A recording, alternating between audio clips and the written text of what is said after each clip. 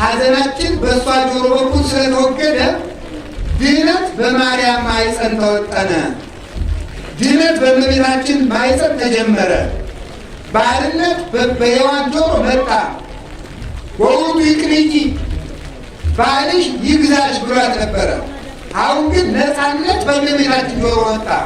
እንዲያውም አባ ጊዮርጊስ ዘጋስጫ ሲተረጉም ዮሴፍ እመቤታችን እንዲያገለግላት የታጨ እጮኛዋ የተባለ ለምንድን ነው ሲባል ሔዋን በለስን ቆርጣ በመብላቷ ወንድ የሴት ገዢ እንዲሆን እርግማን ነበረ። አሁን ግን ግዛም ተመለሰ። ነፃነት ስለተመለሰ የሴቲቱ የእመቤታችን አገልጋይ ዮሴፍ እንዲሆን አደረገ። እግዚአብሔር ነፃነትን መለሰ። የሔዋን ነፃነቷ ተመለሰላት። ስለዚህ ይህ የተጀመረ በእመቤታችን ማኅፀን ነው። ለምን? ፍስሐ ባለው ኢየሱስ ክርስቶስ በማኅፀኗ ተቀርጿልና። ሰው ቀድሞ ሲጸነስ ይጸናል። ሲጸና አይቶ ዲያብሎስ ያድርበታል። ለምን? ከእሾህ ካለው ዛፍ የሚቆረጥ እንጨት እሾህ ነው። ከዚህ እየረዳ የሚለቀመው እየረዳ ነው። ከወይራ የሚለቀመው ወይራ ነው። ከተረገመው አዳም የሚወጣው ዘር ሁሉ የተረገመ ነበረ።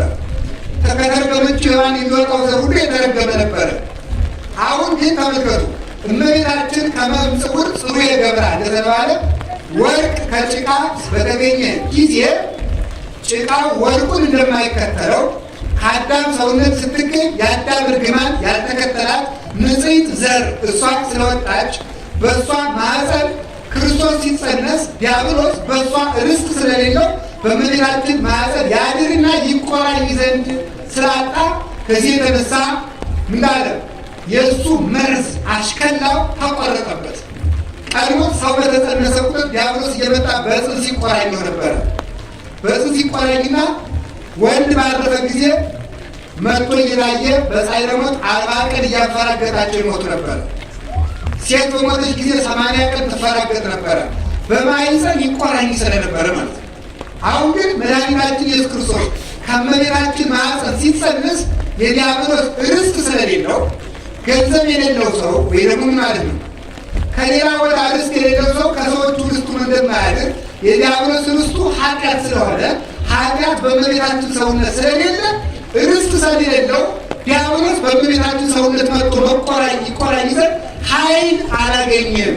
ስለዚህ ቁራኝነት በእመቤታችን ማኅፀን ተወገደልን። እስኪ በሉ ቁራኝነት በሉ። በማን ተወገደልን? በእመቤታችን። ስለዚህ ብኪ ድኅነ ዓለም ወወልድኪ ኮነ ሰላም። በአንቺ ዓለም ዳነ። በአንቺ ማለት በአንቺ ምክንያትነት በአንቺ መሳሪያነት አካላትሽ ምክንያት ድኅን ሆኖ በአንቺ ዓለም ዳነ። በአንቺ ዓለም ዳነ ማለት አንቺ መድኃኒዓለም ነሽ ወይም ደግሞ መድኃኒዓለም ትረጃለሽ ማለት አይደለም። በአንቺ ሥጋ መሳሪያነት ዓለም ዳነ። ወወልድኪ ኮነ ሰላም፣ በልጅሽ ሰላም መጣልን፣ በሔዋን ሐዘን መጣ። ስለዚህ ነፃነት በእመቤታችን ማኅፀን ተጀመረ። ያዕቆብ ዘስሩግ ሲናገር እንዲህ ይላል፣ ብላችሁ ስሙ። መድኃኒታችን ኢየሱስ ክርስቶስ በዕለተ ዓርብ የእኛን ባርነት ያስወገደው እሱ ካሳ ክሶ ነው። ያ ካሳ የት እንደተጀመረ ነግራችሁ። ለምሳሌ ወደ በለስ የሄድንበት እግር ነበረ። እግራችን ወደ በለስ እየሮጠ ስለበደለ እግሩን ተቸግሮ ካሰ። በለስን የቆረጥንበት የእጅ ዕዳ ነበረብን፣ እጁን ተቸግሮ ካሰ። በለስን የበላንበት የሆድ ዕዳ ነበረብን፣ ደረቱን ተቸነከረ። ይህንን አደረገና ካሰ። ይህንን ካሳ የሚያደርግበትን ስራ የት ጀመረው? ከእመቤታችን ማኅፀን። ያዕቆብ ዘስሩግ ምን ተናገረ? ተመልከቱ። መስቀልን ሊታቀፍበት ክንድን ከእሷ ማኅፀን ፈጠረ ይላል። ሲሆኑ መስቀልን ሊታቀፍበት በሉ ክንድን ከማን ማኅፀን ነው የሰራው? ከእመቤታችን ማኅፀን ሰራ፣ ለራሱ ማለት ነው። መስቀል ሊሸከምበት ትከሻን ከእሷ ማኅፀን አዘጋጀ። ችንካር ሊቀበልበት ደረትን ከእሷ ማኅፀን አዘጋጀ። ስለዚህ ነፃነታችን የተጀመረው ከእሷ ነው። መሰረተ ሃይማኖት ወልደ አሚን ግዛነ ኩሉ ዓለም፣ የዓለም ሁሉ የነፃነት ደብዳቤ፣ የሃይማኖት መሰረት፣ የእምነት ግድግዳ የምትባለው እመቤታችን ለዚህ ነው። ግዛናችን የተጻፈው ከእሷ ነው። የሰው ነፃነቱ እገሌ ለተከበርከው አቶ እገሌ ከዛሬ ጀምሮ ከነበረብህ ዕዳ ነፃ ነህ እንደሚባለው ነፃነት እንደሚሰጠው አካላዊ ቃል የተጻፈባት የነፃነታችን መጽሐፍ ማርያም ይእቲ እመቤታችን ቅድስት ድንግል ማርያም ናት። እሷን የፈጠረልን እግዚአብሔር የተመሰገነ ይሁን። ስለዚህ አንዱ የመዳን ቀን የምንድን ነው? ክርስቶስ የተጸነሰበት ቀን የመዳን ቀናችን ነው። ድነት የተጀመረ በማኅፀን ነው። በሁላችን ነው። ድነት የተጀመረ በየት ነው? በማኅፀን ነው። አሁን ስለዚህ ጌታ ምናለ የጥምቀት ዕለት ወደ ዮሐንስ ሊጠመቅ ሄዶ ዮሐንስን አጥምቀኝ ብሎት ዮሐንስ መጥምቅ ደግሞ አላጠምቅም፣ ባሪያ ከጌታው ደቀ መዝሙር ከመምህሩ ይጠመቃል እንጂ መምህር ከደቀ መዝሙር አይጠመቅም አይሆንም ማለት። አዎ እስመ ይደለወነ ከመ ንፈጽም ጽድቀ እስመ ከመዝ ተድላለነ፣ ጽድቅን ልንፈጽም ይገባናል አለ ማቴዎስ ወንጌል ምዕራፍ 3 ላይ ጽድቅን ልንፈጽም ይገባናል። ይህን ሊቃውንቱ ሲተረጉሙት ጽድቅን ልንፈጽም ይገባናል ያለምን ትንቢተ ነቢያትን ልንፈጽም ይገባናል። በሁለተኛ ትርጉሙ ምንድን ነው? በማኅፀን የጀመርኩትን ቸርነት ልፈጽመው ይገባኛል ማለት ነው። ሲበሉ በማኅፀን የጀመርኩትን ቸርነት በሉ ልፈጽመው ይገባኛል። ስለዚህ ነፃነት የተጀመረ ከእመቤታችን ነው። ወይ ልንገራችሁ፣ ሰምታችኋል? አሁን አንድ ሰው የመብራት ይከፍላል አይደለም? የውሃ ይከፍላል፣ የሌላም ይከፍላል። በሌላ ቀን መስሪያ ቤቱ አልከፈልክም ቢለው ማስረጃው ነው። በሉ እንጂ ተናገሩ፣ በሉ እንጂ ተናገሩ። ደረሰኙ ምን ተጽፎበታል? ከፍሏል። በሉ እንጂ ከፍሏል የሚል ተጽፎበታል አይደለም? ዕዳችን እንደተከፈለ ደረሰኛችን እመቤታችን ናት። አምላክ የሰጠን ደረሰኝ ማለት ነው። እሷን የምናሳየው ለዲያብሎስ ድግም ዕዳ ይዞ የሚመጣ የምናምን ዕዳ ይዞ የሚመጣ ይኸው ነፃ ለመሆናችንማ እናቱን ሰጥቶናል። እሱ ነፃ ወጥቶናል። የነፃነታችን መጽሐፍ ደግሞ እናቱ ሰጥቶናል። እሱ ነፃ አድርጎናል። የነፃነት ምልክት መስቀሉን ሰጥቶናል። በዕለተ ዓርብ እኮ ጌታችን መስቀል ተሸክሞ ወደ ቀራንዮ ሲሄድ እሱ ይጸውር ድንደው ይነብር ጠፈረ፣ ሰማይና ምድርን ተሸክሞ የሚኖር ጌታ ይዞ የሚኖር አጽንቶ የሚኖር አምላክ ያን መስቀል እንደ ሰው ሰውየው ይደክማል፣ ግን በአምላክነቱ መሸከም አቅቶት አይደለም። ስምዖን ቀሬናዊ የሚባል ሰው አግዞታል። ያገዘው በረከተ እግዝእትነ ማርያምን ለዮሐንስ እንደሰጠ በረከተ መስቀሉን በስምዖን በኩል ሊሰጥ ነው። መስቀሉን በዕለተ ያሸከመ መታገዝ ፈልጎ ሳይሆን ከተቀበለው መስቀል መከራ መስቀሉ ብቻ ከበደበት፣ ከጠጣው ሐሞት፣ ከታገሰው ርኩስ ምራቅ፣ ከተቀበለው ግርፋት፣ ከተቸነከረው ችንካር የመስቀሉ ሸክም በልጦ ነው። ለምንድን ነው ያገዙት? ግርፋቱን ለምን አግዙኝ አላለም? ለምን ችንካሩን ተካፈሉኝ አላለም? መስቀሉ የታገዘበት ምክንያት መስቀሉን ለበረከት ሲሰጠን፣ አንድ የሰጠን በረከት የነፃነታችን ምልክት አንዱ መስቀል አንዲቱ እመቤታችን ናት። እነዚህን ነው ሰይጣን ሊነጥቀን የሚፈልግ። ይሁት ያሁኑ ሰምቶን ላያችሁ ሁለቱንም ደረሰኝ እንደሚጠፋ አንዳንድ አላችሁ። አንዳንድ መስሪያ ቤት ይኖር ይሆን እንዴ? ካፍሎ ሲያበቃ ሰራት እንትን ባንክ ውስጥ እንዲህ ያለ ህግ አለ። ቆጥሮ የማይሰጥም ሌባ ነው፣ ቆጥሮ የማይቀበል ምንድን ነው የሚባለው? ሌባ ነው ነው የሚባለው ማለት ነው። ቆጥሮ የማይሰጥም ያጭበረብር ነው። ያኛውም ደግሞ ምን ያደርግ ነው? ወይ አልሰጣችሁ የሚል ነው፣ ወይ ተሶፊያ ይዞ ይሄድ ነው ማለት ነው። ስለዚህ ያ ስለሆነ ሁሉም ጋር አንዳንድ መስሪያ ቤት ደረሰኝ ካልሰጠ ደግሞ ሊቀበል ነው ማለት ነው። ደረሰኝ ማጥፋት ሌብነት ነው።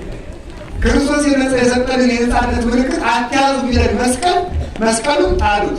እመቤታችን ጥሏት የሚል የነፃነት ደረሰኝ አይኖራችሁ፣ ደግማችሁ ባለዕዳ ሁኑ ማለቱ ነው። ይህምናምንቲ እግዚአብሔር በመስቀሉ ቀጥቅጦ ይጣልልን።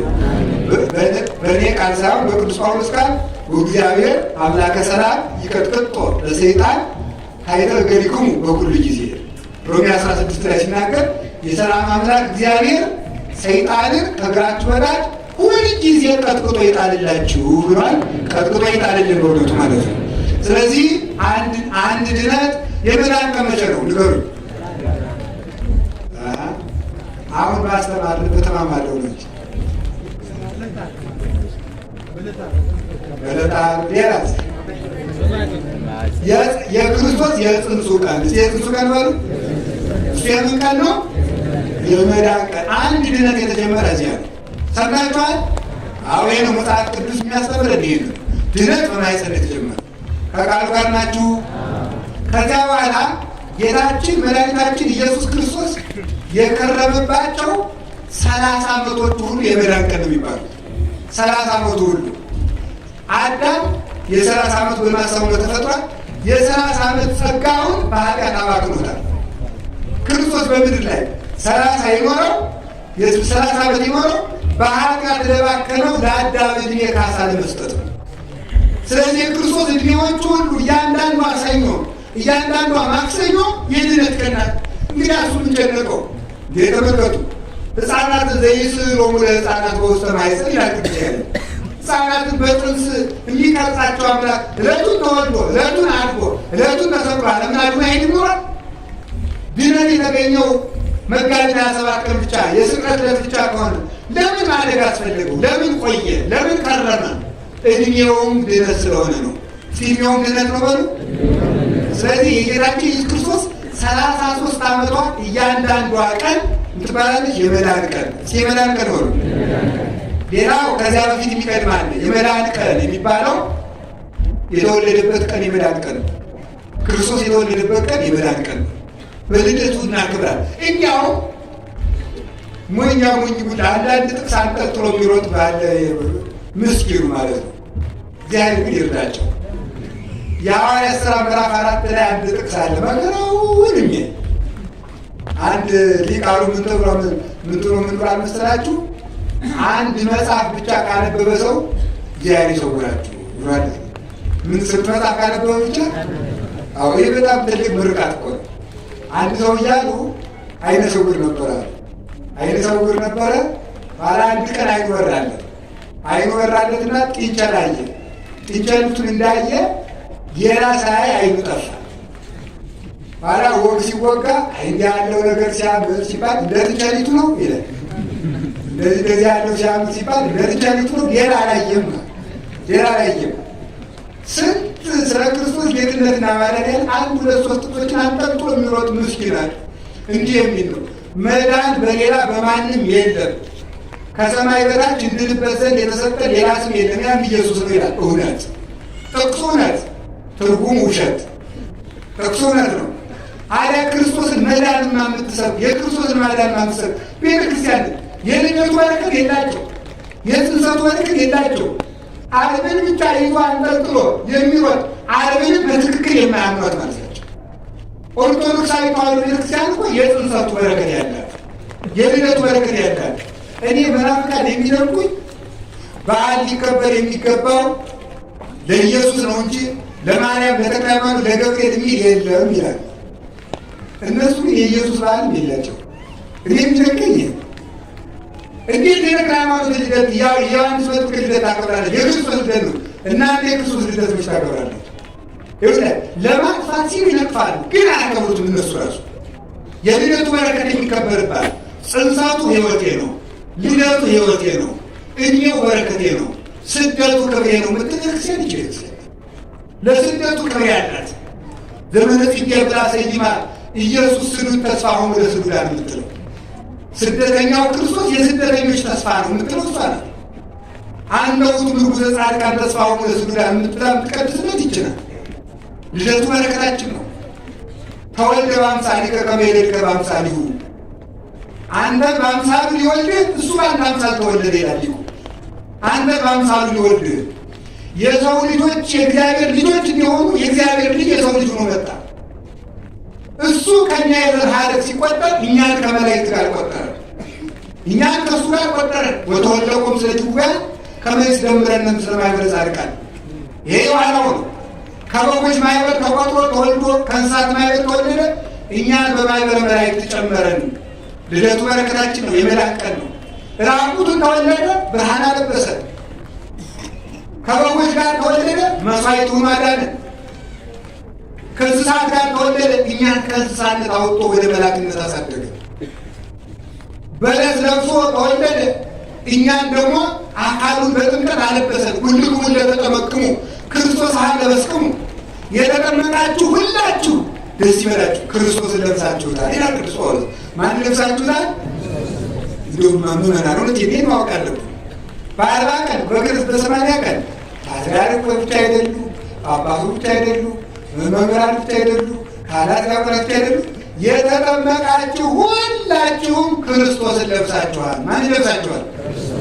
አሁን እንግዲህ ይኸውላችሁ ስትዘፍኑ እስክታ ስትወጡ ይሄን ማወቅ አለባችሁ። ጎንደር የዘፈን ነገር አይደለም። እንግዲህ ዝም ብላችሁ ማምላክን ሀገር ለምታሰቡና የጥምቀት ዕለት ጥምቀትን በጎንደር መታደል ነው እውነት። ጥምቀትን በጎንደር መስፈን ውሸት። ይሄ ነው እውነቱ ማለት ነው። ማለዳ ገለባለ ክርስቶስ ተጠምቀ ሲል ይሁንና ማታ እዚህ ላይ ፒያሳ ትልቅ ሞንታርጎ ይጠመዳል። ከዚያ በኋላ ጎንደር እያሉ መዝለል። እናንተም ጎንደር አታውቃችሁም። ችግርም ሲመጣ ጎንደር እነዚህን ቆሻሾች አስወግድ የምታስቀስፋችሁ ጎንደር እራሱ እናንተ ነው። መስፈን ደግሞ ምንድን ነው? እውነቴን ነው። አንድ ሰሞኑን አሁን እንደውም እዚህ ትኖር ይሆናል አንዲት እህታችን አሜሪካን የምትኖር ልጆቿን ይዛ መጣ። እዚህ ጎንደር ወስጄ ሃይማኖት አስተምር ልምጣ ብላ ይዛቸው መጣች እና ልጆቹ የባዛሩን ዘፈን ሰምተው ምንድን ያሏት ቤተሰቦን እንዴ እናታችን ጎንደር የክርስቲያን ሀገር ነው አላልሽም? አዎ እንግዲያ የሚዘፈን ዘፈን ኃጢአት ነው አላልሽም? ማለት በእውነቱ ማለት ይኸው እንዲህ መሆን የለብን በእውነቱ ማለት እኛ ጥምቀቱ ልደቱ በረከታችን የሚሆነው በምንድን ነው ስትሉን በዝማሬ በቅዳሴ በመረጋጋት ስክነታችን አብሮ መታየተን መታወቂያችን መሆን ያለበት ክርስቶሳዊነት ነው። ስለዚህ በልደቱ ክርስቶስ ለብሰናል። ስትዘፍኑ እስክስታ ስትወርዱ ስትጨፍሩ ክርስቶስን የለበሰ ሰው አሁን አንድ መነኩሴ ወጥቶ እንደው እስክስታ ቢያስነካውም ትላላችሁ ምድር አላቸው። ዝም ብሎ ዘመን ደረስን። ቋሙን ያውሉት አባዬ አትሉ ቀሚሱን ያኑሩት በሉ እንግዲህ አትሉ። እንዴት ቋም ለብሶ ይዘፍናል ነው የምትሉት? እንዴት ሰው ክርስቶስን ለብሶ ይዘፍናል? እንዴት ክርስቶስን ለብሶ ይደነግራል፣ ይጨፍራል፣ ይሰክራል? እንዴት ክርስቶስን የለበሰ ሰው በጢስ ይታጠናል፣ ሲጋራ ያጤሳል? እንዴት ቅጠል ይበላል እንደ ፍየል? እንደውም የኔታ ሲናገሩ ነበር አዲስ አበባ ጉባኤ የዛሬ 3 ዓመት ተጋብዘው እያስተማሩ የኔታ ሊቀ ሊቃውንት ሲሉ ነበር። ወደዚያ ወደ ለወታው በኩል ጉዞ ለጉባኤ እየሄዱ ለካ መንገድ የጫት አዝመራ አይተዋል እና የሚወስዳቸው መኪና አውርደው እሳቸው ሲናገሩ የሰማቸው ሲያወርደኝና አህዮቹ ይህን ቅጠል ይበሉት ነው እናያቸው ብለው ወርደው ሲያዩ አህያ ጫት አትበላም። እሳቸው ሲናገሩ የሰማቸው አህያይቱ ጫት አትበላም፣ ቅጠል በፍጹም አትንቀውም። እና በዚህ ዘመን ሰው ከአህያ ባሰ ብለው ተናግሯል። ሰው ከአህያ ብሷል በእውነቱ ማለት ነው። ክርስቶስን የለበሰ ሰው አይጣላም፣ አይሳደብም። ሰው ክርስቶስን ለብሶ አያመነዝርም። ክርስቶስን የለበሰ ሰው ቂም የለውም፣ የዋህ ነው። ክርስቶስ ትሁት ነው። ክርስቶስ የዋህ ነው፣ ደግ ነው። መድኃኒዓለም ዘያጸንዕ ክሳዶ ለሚያርዱት ለሚያወራዱት ራሱን ዘንበል ያደረገ መልካም በግ መልካም እረኛ ነው። ይህ ነው ክርስቶሳዊነት ማለት ነው። ትሁት ነው፣ ፍጹም የዋህ ነው፣ የልብ የዋህ ስማነ ትሁት ወዋህ በውስተ ልቤ የበልቤ ትሁት ነኝ የዋህ ነኝ ብሎ እንድትነገር ከቃሉ ጋር ናችሁ። ስለዚህ ልደቱ ሲወለድ ርቃኑ በመወለዱ ከበረት በመወለዱ ሰማይና ምድርን አስታርቋል። ሰማይና ምድር ሰማይ ኮነ ዓለመ ወኮነ ሰማይ ዓለመ ወዓለሚ ሰማይ ኮነ ዓለም ሰማይ ሆነ፣ ሰማይ ዓለም ሆነ። አምላክ ሰው ሆነ፣ ሰው አምላክ ሆነ። ቤተልሔም ጽርሐ አርያምን ሆነች፣ ጽርሐ አርያም ቤተልሔምን ሆነች። ለዚህ ወለዶ አብ በምስጢር ዘይትረከብ ወለደቶ ቅድስት ድንግል በምስጢር ዘይትረከብ። አብ በማይመረመር ምስጢር የወለደውን እመቤታችን በማይመረመር ምስጢር ወለደችው። ወስብሐትኒ በውስተ ሰማይ ኮነ በዲበ ምድር። በሰማይ ያለ ምስጋና በምድር ተደረገ። ቀድሞ ቁጥራችን ከአጋንንት ጋር ነበር፣ ዛሬ ከመላእክት ጋር ለማመስገን በቃል። መቼ? የልደቱ ቀን። የልደቱ ቀን የመዳን ቀናችን ነው። ሰው አለ ወኮነ ተውኔተ ለአጋንንት ይላል ዮሐንስ አፈወርቅ በሃይማኖተ አበው ሲናገር። የሰው ክብሩ እንዴት ሆነ ነበር ብትለኝ አመድና ትቢያ ነበር፣ የአጋንንት መጫወቻ ነበር። አሁን ግን ምን ያህል ከፍ ከፍ እንዳደረገው ተመልከት። በደመና ላይ አልወሰነው፣ በአየራት ላይ በህዋ ላይ አልወሰነው፣ በጠፈር አልወሰነው፣ ከፍ አድርጎ በመንበሩ አስቀመጠው። ይህ የተደረገው መቼ ነው? ልደቱ ክብራችን ነው። አጋንንት እየቀጠቀጡ በእግራቸው እየረገጡ ይጫወቱብን የነበሩት ከመላእክት ጋር የመላእክት ምስጋና ተገልጦልን ለማመስገን ስለበቃን ልደቱ የመዳን ቀናችን ነው። በበረከተ ልደቱ እግዚአብሔር ይባርከን። አንዱ የመዳን ቀን ምንድን ነው? የማን ልደት? የመድኃኒዓለም ልደት። ቀድሞ ይገርማችኋል ኦሪት ዘሌዋውያን ምዕራፍ 12 ላይ እንደተጻፈው ሴት ወንድ በወለደች ጊዜ 40 ቀን የረከሰች ናት፣ ሴት በወለደች ጊዜ 80 ቀን የረከሰች ናት ይላል ኦሪት። አሁን ግን ክርስቶስ ቀድሞ አያችሁ ልደታችንን አበላሽተነው ነበር። ኃጢአት ስለሰራን መወለዳችን እርግማን ነበረበትና እርግማን ተጭኖ እንወለድ ነበር። የተወለደው ልጅም የወለደችው እናትም እርግማን ነበረበት። አሁን ግን ክርስቶስ ልደታችንን ባረከልን። በእሱ ልደት ነው የተባረከ ልደት። አሁን እኮ ክርስትና ተነስተን መዘመር ማመስገን የቻልነው መቀደስ ማስቀደስ የቻልነው ምንድን ነው? በእሱ ልደት የእኛ ልደት ስለተባረከ ነው። ከልደቱ ልደታችንን አገኘን ማለት ነው። እርግማናችሁ ተወገደ። አሁን ሕግ ለመጠበቅ ቤተክርስቲያንን ለማስኩረት የአምላክ ደም በሚፈስባት የአምላክ ሥጋ በሚቆረስባት ቤተክርስቲያን የፍጡር ነገር ይዞ መግባት ስለማይገባ ነው እንጂ 40 ቀን 80 ቀን ሴቶች ቤተክርስቲያን የማይገቡት የወለደች ሴት የተረገመች ስለሆነች አይደለም። አሁን ይህንን እርግማን በልደቱ ሽሮልናል።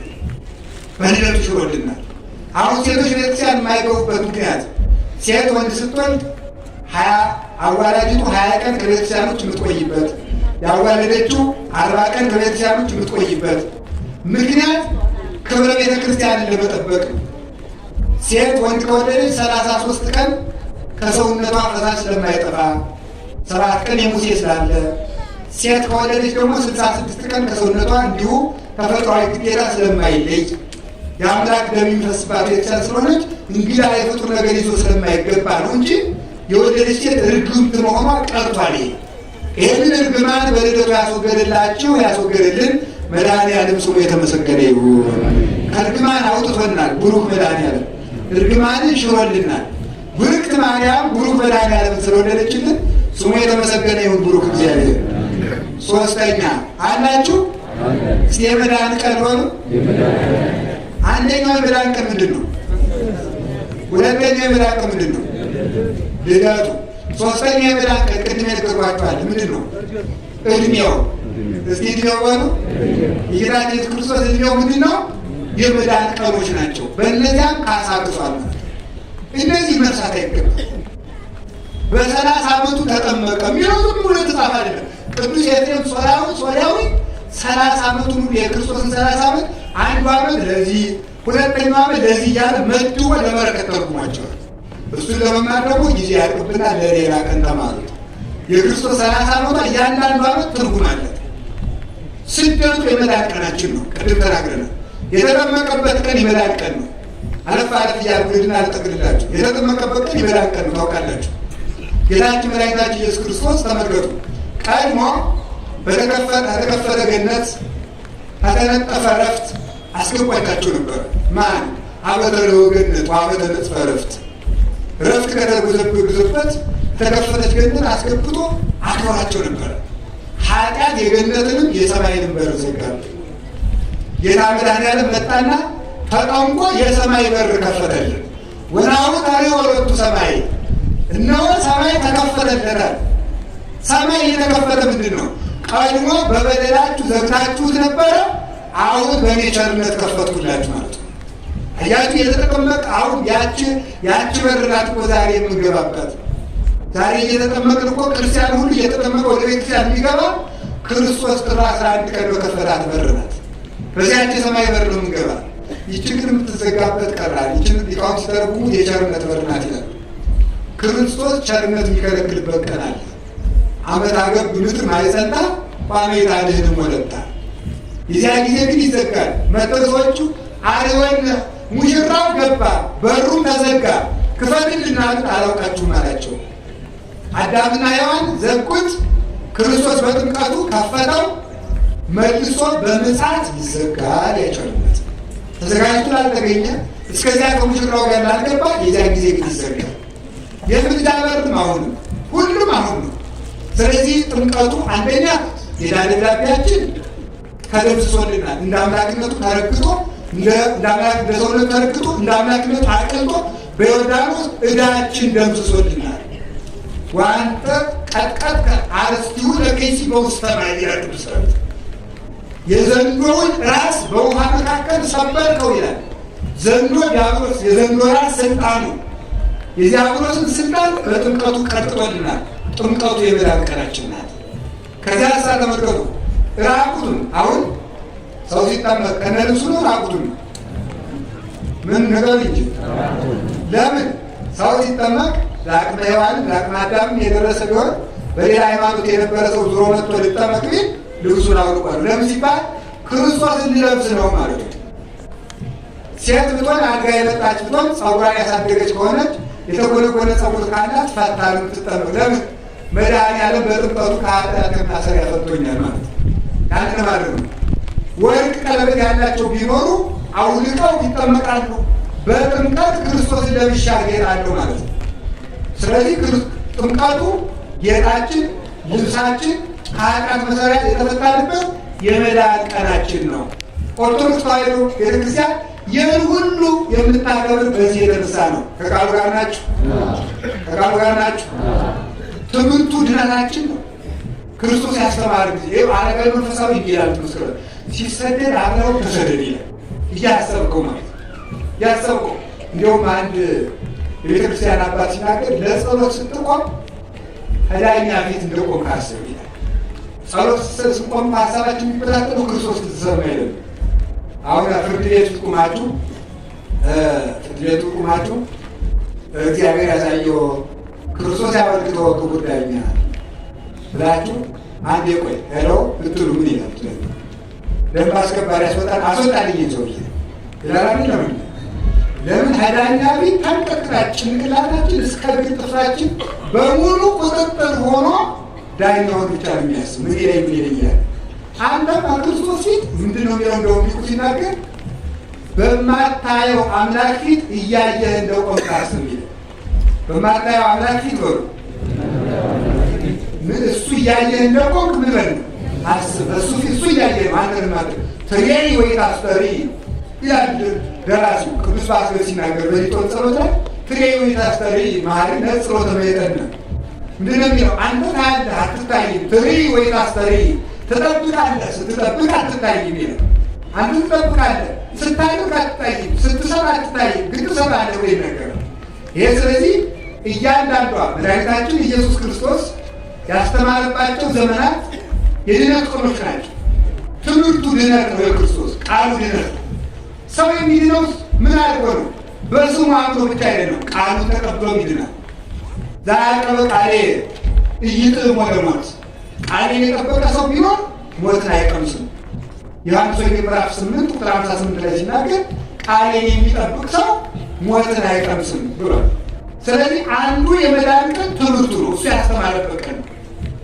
ስለዚህ ወንጌል ስንሰማ ቅዳሴ ወንጌል ሲነበብ ክርስቶስ እውነት እውነት እላችኋለሁ ከሰማይ የወረደ ኅብስት እኔ ነኝ፣ ከእኔ የሚበላ ከቶ አይራብም፣ ሥጋዬን ካልበላችሁ ደሜን ካልጠጣችሁ የዘላለም ሕይወት የላችሁም።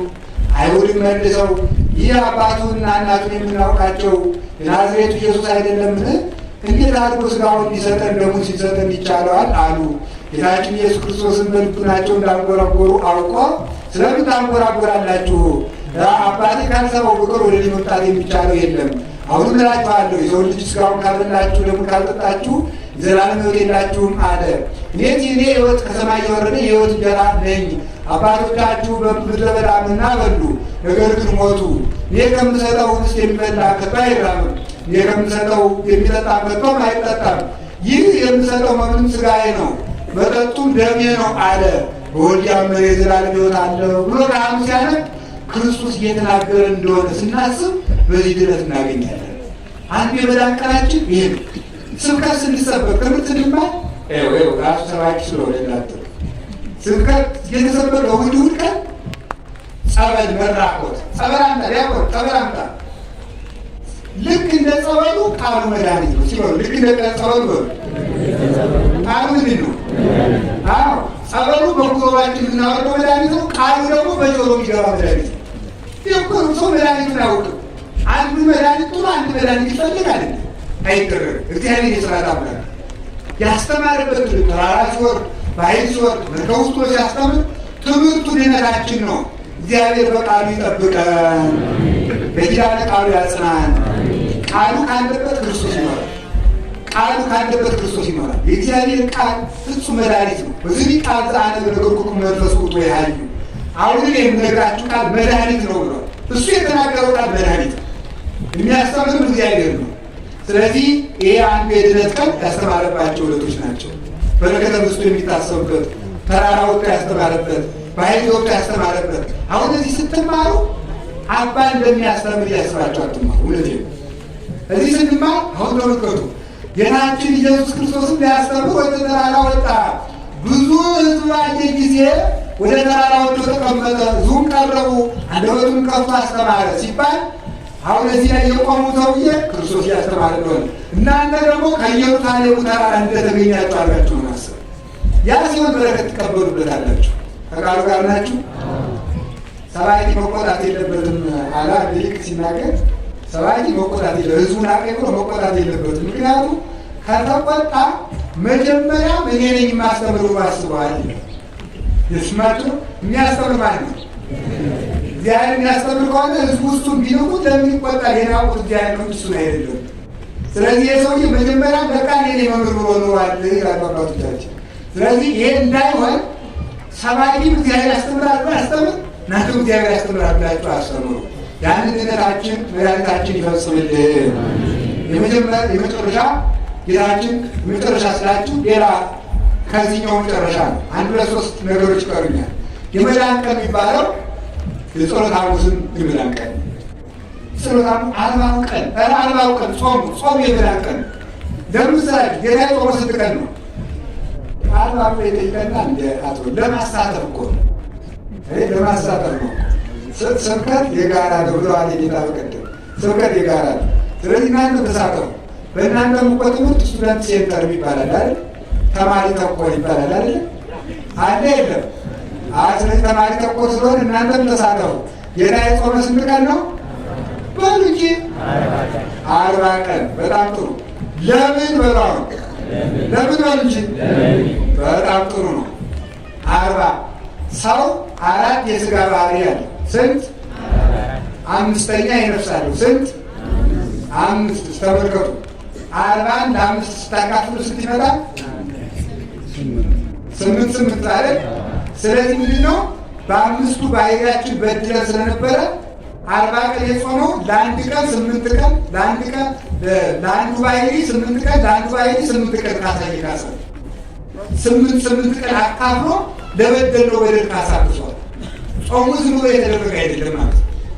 አንድ ለአራት ባህሪ ያስተካክሉት 10 ፍጹም ካሳ በአራቱ ባህሪያት በተጠጥቀን ለበደለው ፍጹም ካሳ ሲከሰልን ነው።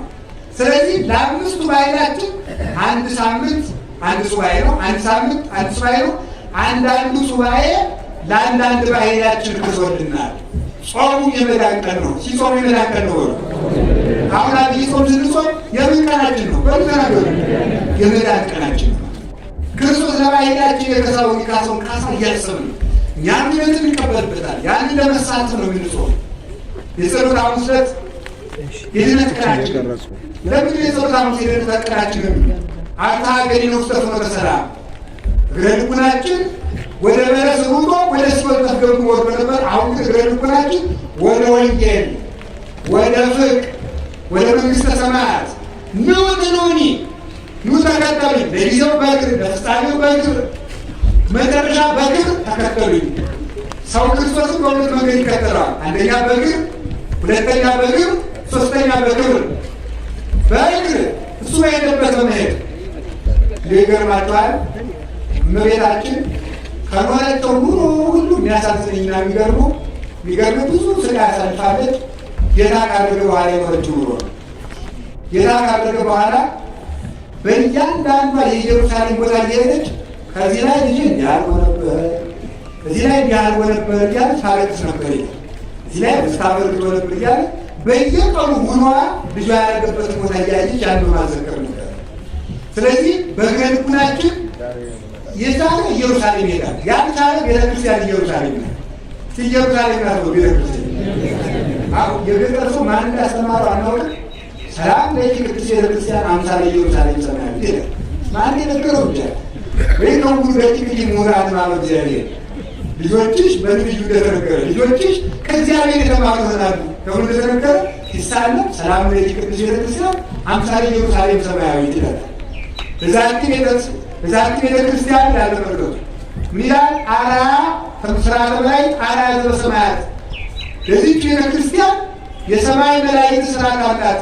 ቤተክርስቲያን ስትመሰል በፀሐይ ዘላይዱ ቤተክርስቲያን በላይኛው ሰማይ በፀሐይ ትመሰላለች። ወቅድስት ድንግል በሰረገላ እሳት እመቤታችን ደግሞ ጆሮ በሚሸከሙት ዙፋን ትመሰላለች። እንዳለች አባዮች ዘጋስጫ በሰዓታቱ ይቺ ቤተክርስቲያን ኢየሩሳሌም ስለሆነች ክርስቶስን ወደ ቤተክርስቲያን የሚመጣ ሰው እንደ ማቴዎስ፣ እንደ ጴጥሮስ፣ እንደ ዮሐንስ በእግር ክርስቶስን እየተከተለ ያን ነው ማሰብ። ቤተክርስቲያን ስንመጣ ክርስቶስ ፊት ለፊት እኛ እየተከተል እንደሆነ ተከተሉ። ቀጥሶ ለሳ በእግር እንደ ትሕትናው ትሑት፣ እንደ ጾሙ ጾም፣ እንደ ሰጊዱ ሰጊድ፣ እንደ ትርምቱ ትርም፣ እንደ ፍጹምነቱ ፍጹምነት፣ እንደ ንጽሕናው ንጽሕና፣ እንደ ጸሎቱ ጸሎት፣ እንደ ቅድስናው ቅድስና፣ እንደ ቁርባኑ ቁርባን፣ እንደ ጥምቀቱ ጥምቀት አድርጎ በእግር የሚከተለው በተግባር በዚህ በእግር ወደ ቤተክርስቲያን በእግር በስነ ምግባር የተከተለው ኋላ በክብር ተከትሎ መንግሥተ ሰማያት ይገባል። ይህ ነው ፍጻሜው ማለት ነው። ስለዚህ እግር ያጠበ የእኛ እግረ ልቡና አለማጠብ ነው። ሰኮና ነፍሳችን ያሰናክለውን ሰይጣን እንዲህ ተብሎ ነበር አይደለም? አይ እባብ ወአስተጻር ማእከለ ዘራ ወዘርእኪ እባብ ሆይ በአንቺ ልጆችና በሔዋን ልጆች መካከል ጠላትነትን አድርጋለሁ። አንቺ ሰኮናቸውን ንቀሽ እሙንዲ ይቃው ሰኮናኪ እነሱ ደግሞ ሰኮን ምንድን ነው? አንቺ ሰኮናቸውን ንቀሽ እነሱ ራሳችን ይቀጥቅጡሽ ብሎ እባብን ረግሞ ነበር። ለጊዜው ሔዋን ናት ዘባ የተባልኛል። እባብ ያገኘ ሰው ሁሉ የእባብን ራስ ማይቀጠቅጥ የለም። እባብን ካገኘችን ሰኮናችን ትለናለች። ይሄ የድሮ እርግማናችን። ፍጻሜው ግን ሴቲቱ እመቤታችን፣ የሴቲቱ ዘር ክርስቶስ፣ የእባብ ራስ የተባለ ዲያብሎስ ያጋንንት ራሳቸው፣ ሰኮና የተባለ ደግሞ የክርስቶስን እግር ማስቸንከሩ ያ ነው። ንደፍ እባቡ ይንደፍ የሴቲቱ ዘር ይነድፋል የተባለ የእመቤታችን ልጅ ክርስቶስን በችንካር ማስቸንከሩ በአብ መንደፉ የተባለ በዚያ እሱ ሲቸነከር የእኛን ሰኮና እንዳይስ ተመልከቱ። ወሰዋቂነ እንዳይስ ዝንቱ መስቀል ነበልባል ዘኪሩቤል ቢጽ አምሳለ ስምኪ ማርያም ልቧ ሆያት ወገጽ ብሎ ይህ መስቀል ከዚያ ምንድነው? ወሰዋቂነ እንዳይስ ከመሰነካከል እግራችን የሚያቀላልን የመስቀሉ ደም ነው። አዋሃዘ ደመ ተመልቆ ወማየ በኢየሩሳሌም ወግብፅ። ይህ ምንድን ነው? ይሄ መስቀል የኪሩቤል ባልንጀራ ነው። እንደ እመቤታችን ስም 4 ፊደል አለው። ኪሩቤል 4 ኪሩቤል 4 መስቀል 4 ማርያም 4 እነዚህ ዙፋኖች ናቸው። አዋሃዘ ማየ ደመ ወማየ በኢየሩሳሌም ወግብፅ። በኢየሩሳሌምና በግብፅ የጥምቀት የቁርባን ምንጭ አመነጨ። ከመስቀሉ የፈለቀው ደምም ተመልከቱ ምንድነው? ከመሰነካከል የምንድንበት ነው አለ። ስለዚህ እግረ ልቡናችንን እንዲያቀናልን የሐዋርያትን እግር ያጠበበት፣ እኛን ኃይለ መንፈስ ቅዱስ ለማስታጠቅ ጨርቅ ጣጥቆ እግር ያጠበበት ቅዱስ ጴጥሮስ አንተኑ ታጥበኝ እገሬ አንተ ግን ታጥኛለህ አለ። ምን ማለት ነው ብሎ እርሱ ሃይማኖት አመስጥሮ ተርጉሞታል። አንተ ግን የምታጥበኝ ምን ማለት ነው? አንተ ነህ ያለው ዘለቆንቆ ለሰማይ ሰማይን የለቆንቆው አንተ የኔን እግር እንዴት ታጥባለህ? ከዓለት ላይ ውሃ ያፈለግ እንዴት የኔን እግር ታጥባለህ? ሙታንን የምታነሳቸው እንዴት የኔን እግር ታጥባለህ? እያለ ልዕልናውን ነው የዘረዘረ። ልዕልናውን ተዙ አታጠኝ ያለው ካላጠቡ ቅድስና የለም አለው። አጠበው። ከዚያ በኋላ በዚያ አጥበት የእኛም እግረ ነፍሳችን ታጠበልን። ይህን ያደረገ መድኃኔዓለም የተመሰገነ ይሁን። አንከሩ ሐራለ ውላን ሶበ ይርእይዎ ተመልከቱ ለእሳት ግሩም እንዘይትላክ ለአርዳኢሁ። ያዕቆብ ዘስሩግ ሃይማኖተ አበው ሲናገር ሰራዊተ መላእክት ቅዱሳን መላእክት የሚያስደንቀው ግሩም እሳት ጨርቅ ታጥቆ የደቀ መዛሙርቱን እግር ሲያጥብ ባዩት ጊዜ ደነገጡ። እንደምን ያለ ትሕትና ነው አሉ። አሁን እግር ማጠብ ቀርቷል። ድሮ ሚስት ባሏን ታጥብ ነበረ። ልግግም ብሎ ቀረ። ዛሬ እኩልነት ብሎ የሚባል ሰው እየመጥቶ እኩልነት እኮ በማጠብ ነው። ይውላቸው አሁን ሴቶች እግር ብታጥቡ ከክርስቶስ ጋር ነው በትህትና እኮ የምትሆኑት አሉ። ሳታጥቡ ግን ባሪያ ነው የምትሆኑት። ይውላችሁ በክርስትና ዝቅ ማለት ከፍታ ነው። እስኪ ዝቅ ማለት ከፍታ ነው። ከፍ ማለት ሳ ምንድን ነው? የእናንተ አለቃ ሊሆን የሚፈልግ የእናንተ አገልጋይ ይሁን ብሏል። ግዳን ያለ ሲሆን የእናንተ አለቃ መሆን የሚፈልግ ብሏል። የእናንተ ሊሆን አሁ ተመልከቱ። አሁን እናቶቻችን እግር ያጥባሉ። የበላይ እነማናቸው? እነሱ ናቸው። እግር አጥበው አይልፋታቸው።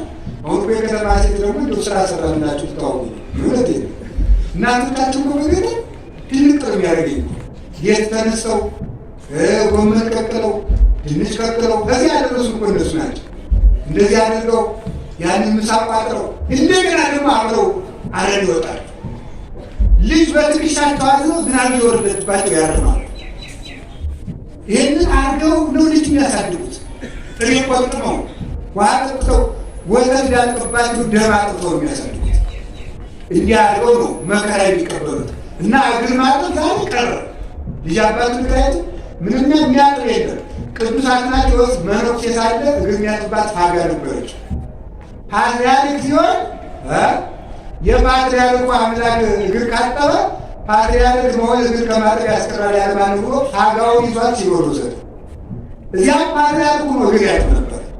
እንግዳ ሲመጣ ፓትርያርኩ ራሱ ነበር እግር የሚያጥቡ ማለት። ይሄ ትትና ነው ሙሉት ማለት ነው።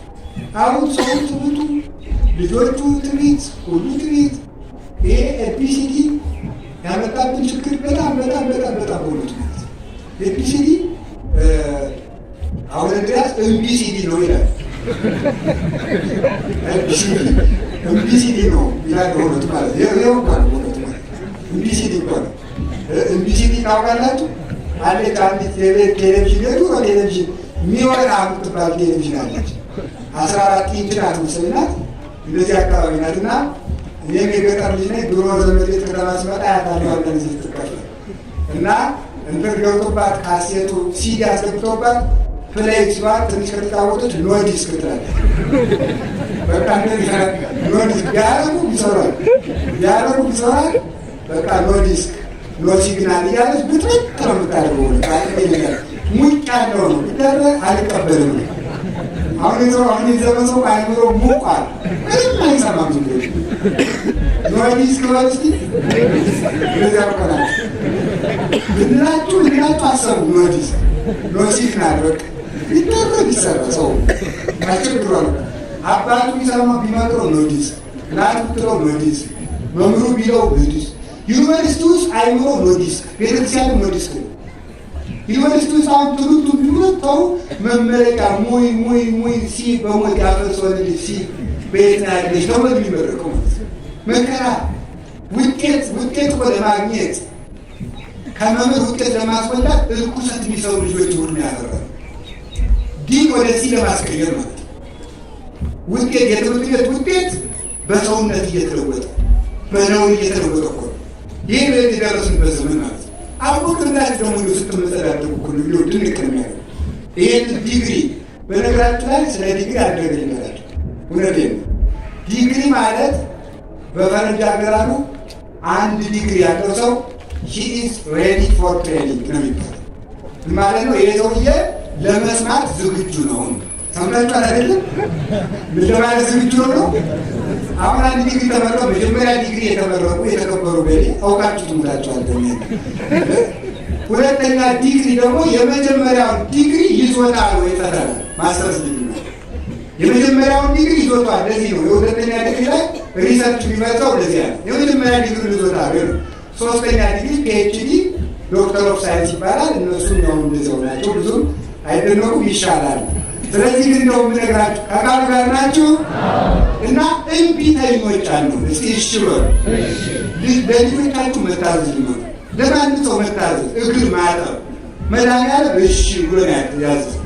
ኦሆ ብሎ ታዛዜ ከወይኑ እሺ ብሎ ታዞ ነው ዓለም ያለ ሙት እሺ፣ ተሰቀል እሺ፣ ተግረፍ እሺ። እና ጸሎት ሐሙስ መታዘዝን የተማርንበት ጊዜ ነው። የመታዘዝ ቀን ስለሆነች የመዳን ቀን ባለመታዘዝ የመጣው ዕዳ በመታዘዝ ከፍሎልናል። በዚህ ያዳነ መድኃኒዓለም ስሙ የተመሰገነ ይሁን። ዕለተ ዓርብ የመዳን ቀናችን አሁን ደረስን። 27 አይደል? መጋቢት 27 የመዳን ቀን በሉ። እሺ እስካሁኑ ዘርዝሩ የመዳን ቀን ያላቸውን። አንደኛ፣ ሁለተኛ፣ ሶስተኛ ጥምቀቱ፣ አራተኛ እድሜው፣ አምስተኛ ጾሙ፣ ስድስተኛ ስብከቱ በሉ፣ ሰባተኛ ዕለተ ሐሙስ፣ ስምንተኛ አቤት ስቅለት፣ አንድ ደርሰናል። ስደቱ 10 ወደ አይደለም 10። ስለዚህ የድነት ቀናችን እነዚህ ዘርዝራችሁ እንድታውቁ ክርስቶስ ያዳነ በዚህ ጊዜ እኔን አድነኛል እንድትሉ ማለት። እሺ የዕለተ ዓርብ ደግሞ እንደምታውቁት ማታ ተከሰሰ። ዕለተ ዓርብ እየዘረዘርኩ አሉ ያገኘናቸውን ብቻ ነው ነገራቸው። ማታ ተከሰሰ፣ ተከሶ አደረ፣ ጠዋት ለፍርድ ቀረበ። በኋላ ፍርድ ላይ ሲቆም በጎንነት ጽድቅ ነው፣ ዝም ብሎ ክሱን ይሰማ ነበር። የሐሰት ክስ ነው።